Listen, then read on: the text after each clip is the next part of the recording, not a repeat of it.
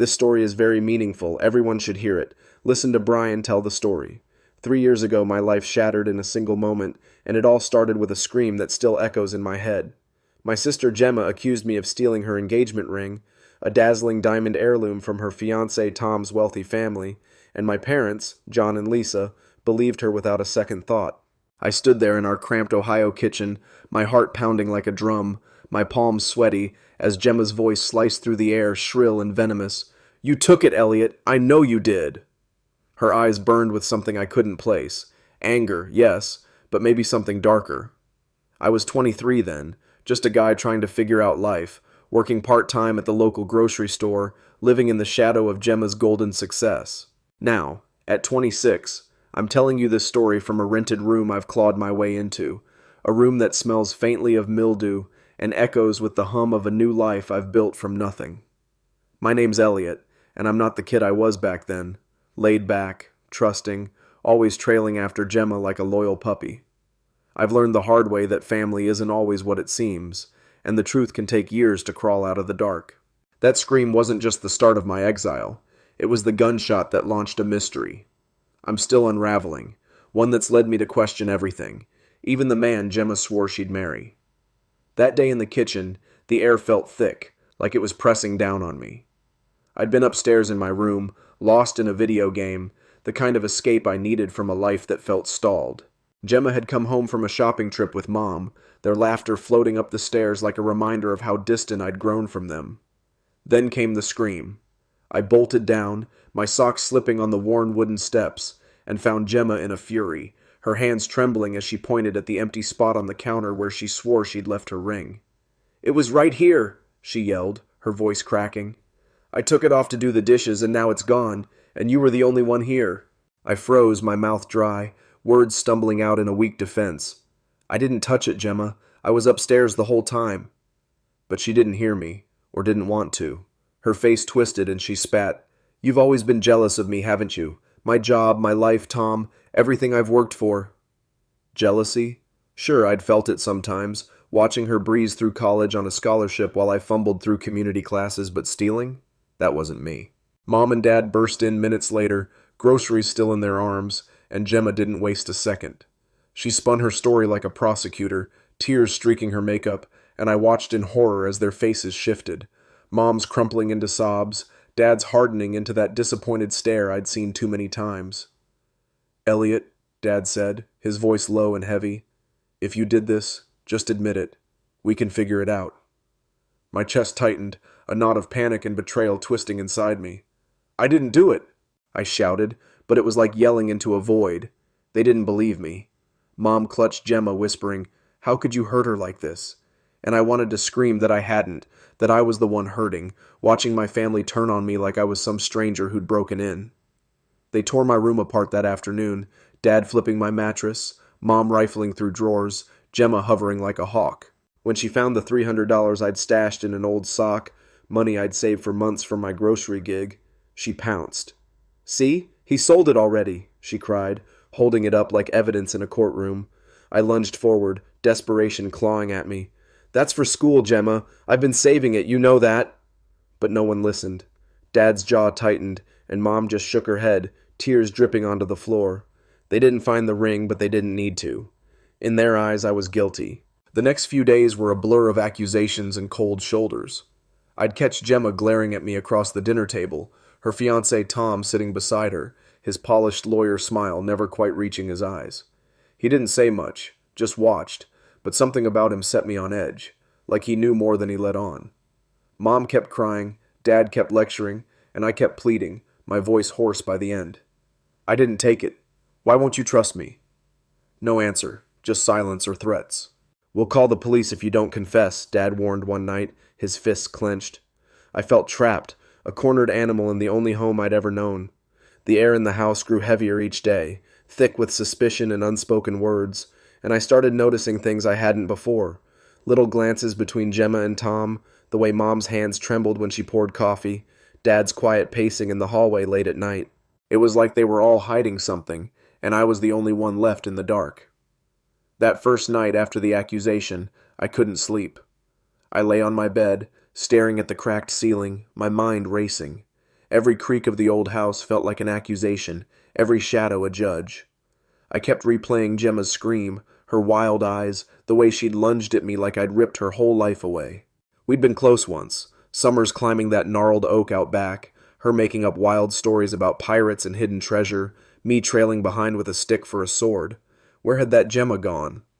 I rolled over, my stomach churning, and wondered if she really believed I'd taken the ring, or if this was something else, something uglier. The next morning, I shuffled into the kitchen, bleary-eyed, and found Tom there alone, sipping coffee like he owned the place. His suit was crisp, his hair slicked back, and he looked up at me with that half-smile that made my skin crawl. "Rough night, Elliot?" he asked, his tone smooth as glass. I grunted, grabbing a mug, my hands shaky from exhaustion. "You believe her, don't you?" I muttered, not looking at him. He chuckled, low and sharp. "Gemma's got a flair for drama. But that ring, it's worth more than you'd ever see in a lifetime. People do crazy things for less." I turned, my jaw tight. I didn't take it. He shrugged, setting his mug down with a soft clink. "Doesn't matter what I think, it's what they think." He nodded toward the living room, where Mom's soft sobs drifted through the wall, and walked out, leaving me with a cold knot in my gut. By day 3, the tension was unbearable. Dad had taken to sitting in his armchair, grading papers in silence, but his eyes flicked to me every few minutes, like he was waiting for me to crack. Mom hovered, wringing her hands, muttering about how the ring was Gemma's future, how I'd ruined everything. Gemma herself barely spoke to me, just stared with those accusing eyes, but I caught her whispering with Tom in the backyard once, their heads bent close, her hands gesturing wildly. I couldn't hear them, but the way Tom's lips curled into a smirk stuck with me. I started wondering if he'd planted the idea in her head, if this was his game, not hers. Then there was Mrs. Harper, our nosy next-door neighbor, who showed up that afternoon with a plate of cookies and a gleam in her eye. She was a wiry woman in her 60s, all sharp angles and sharper questions, always poking into everyone's business. "Heard there's trouble over here," she said, peering past me into the house as I opened the door. I forced a smile, my nerves frayed. "Just a misunderstanding, Mrs. Harper." She raised an eyebrow, her voice dropping. "Misunderstanding? I saw Gemma storming around out back yesterday yelling about that fancy ring, and that Tom fellow, he's got a look about him, you know, shifty." I blinked, caught off guard.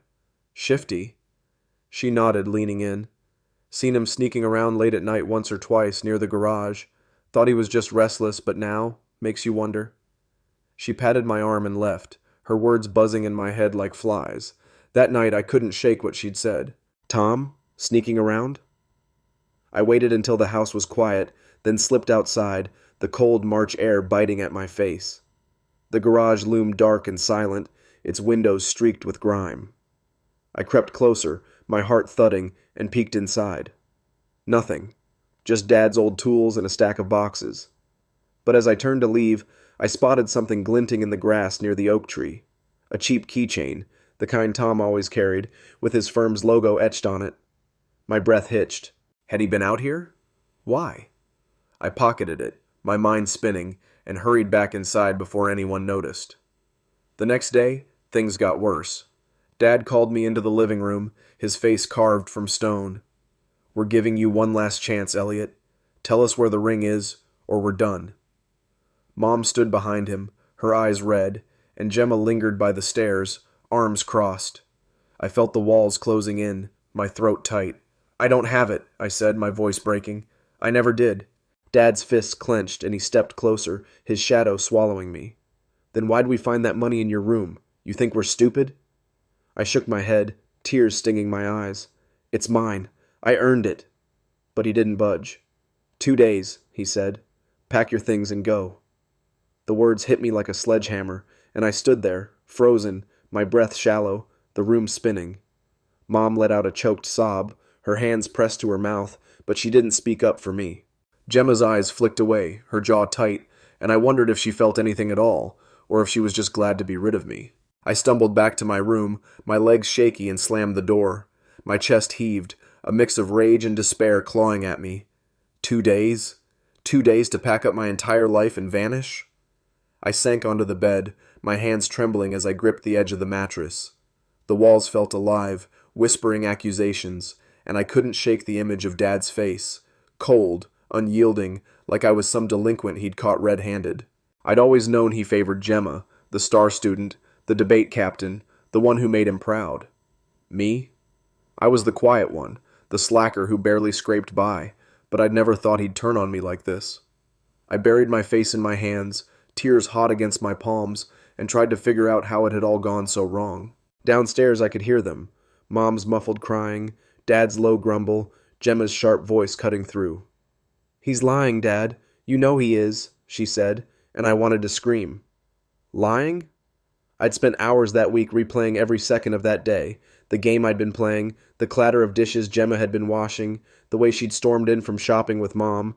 I hadn't even gone near the kitchen, but they'd built their case brick by brick, and I was the villain in their story. I paced my room, my sneakers scuffing the worn carpet, and caught my reflection in the cracked mirror above my dresser. I looked wrecked, pale, hollow-eyed, like I'd aged a decade in a week. Who was I kidding? They'd already decided. That afternoon, the doorbell rang, a sharp chime that jolted me out of my daze. I peered out my window and saw Mr. Caldwell, the local pawnshop owner, standing on the porch, his greasy hair slicked back, a clipboard in hand. He was a squat man in his 50s, always reeking of cigarette smoke, and I'd sold him a few old comic books once to scrape together cash. What was he doing here?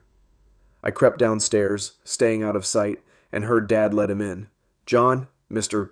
Caldwell said, his voice raspy, "you said you had a problem with a ring? I can check my records, see if anyone's brought it in." My stomach twisted. They thought I'd pawned it? I pressed myself against the wall, listening as Dad explained, his tone clipped. "My son's been acting strange. We found cash in his room, hundreds. I need to know if he sold it to you." Mr. Caldwell chuckled, a wet, grating sound. "Elliot, huh? Quiet kid.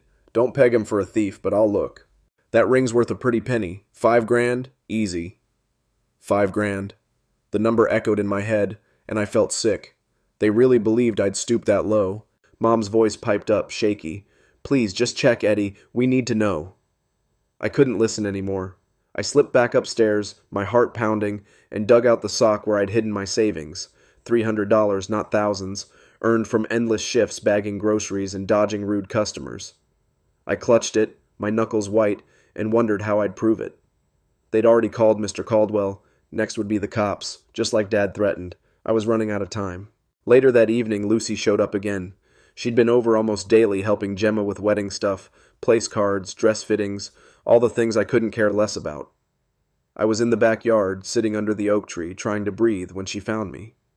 The sun was dipping low, painting the grass gold, and she hesitated before sitting beside me, her floral skirt brushing the dirt. "Elliot," she said softly, her voice barely above a whisper, "I hate seeing you like this." I glanced at her, her round face pale, her brown eyes wide with worry. "Then tell them I didn't do it," I snapped, sharper than I meant. She flinched, twisting a strand of hair around her finger. "I tried.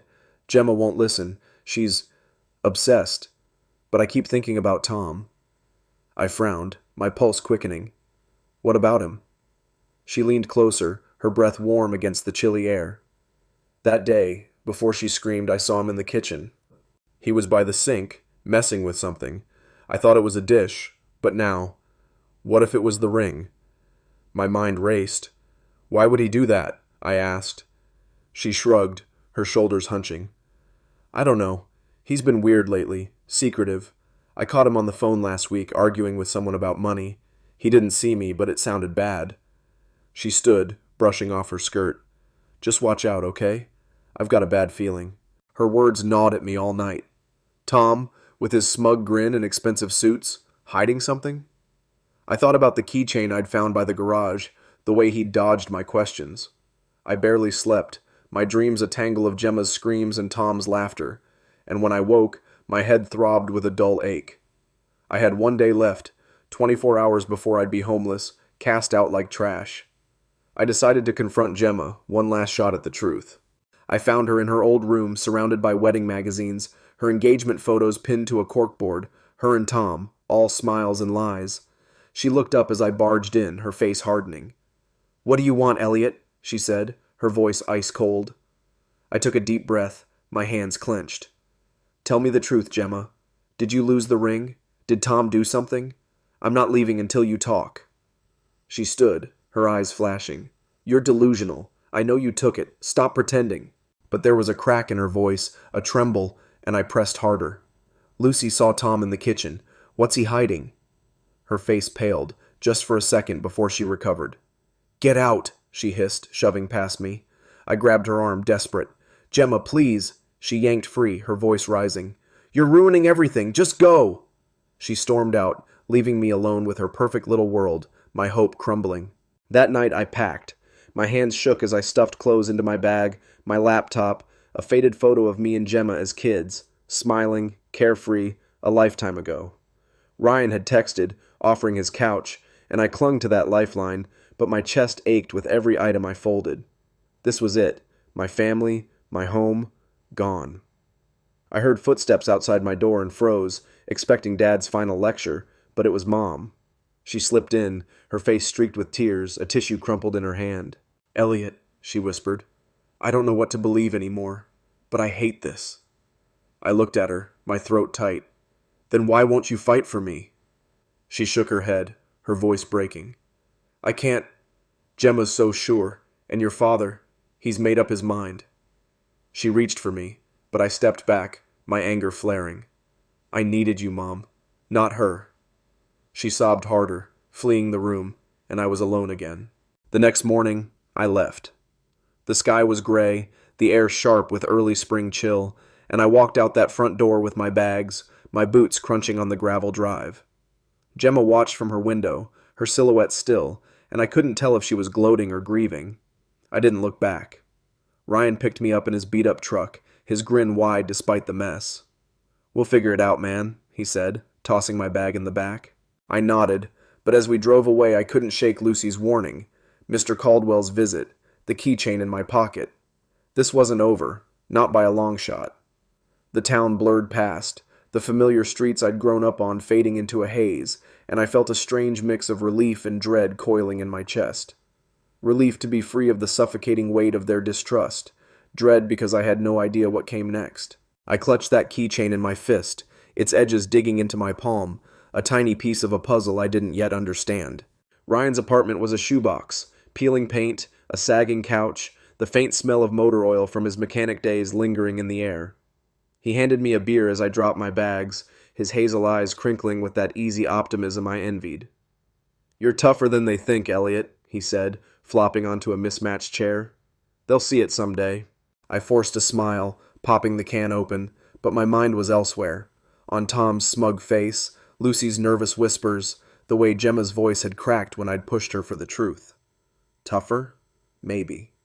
But right then, I felt like a kid lost in the woods. No map, no light, just the echo of my own footsteps. Those first weeks were a grind. I crashed on Ryan's couch, the springs jabbing my back every night, and took whatever work I could find. Dishwashing at a greasy diner, my hands pruned and red from scalding water. Walking dogs for a rich lady who tipped me in quarters and stale cookies. A brutal 2-week stint hauling lumber at a construction site, my shoulders aching so bad I could barely lift my arms. Every dollar went into a jar on Ryan's counter, a pitiful pile I counted obsessively, plotting my next move. I'd lie awake, the city's hum seeping through the thin walls, and replay that day, the scream, the accusations, Tom's keychain glinting in the grass. I started sketching out theories in a battered notebook I'd grabbed from my bag, scribbling questions I couldn't answer. Was Tom broke, despite the fancy suits? Had he staged it to dodge the wedding?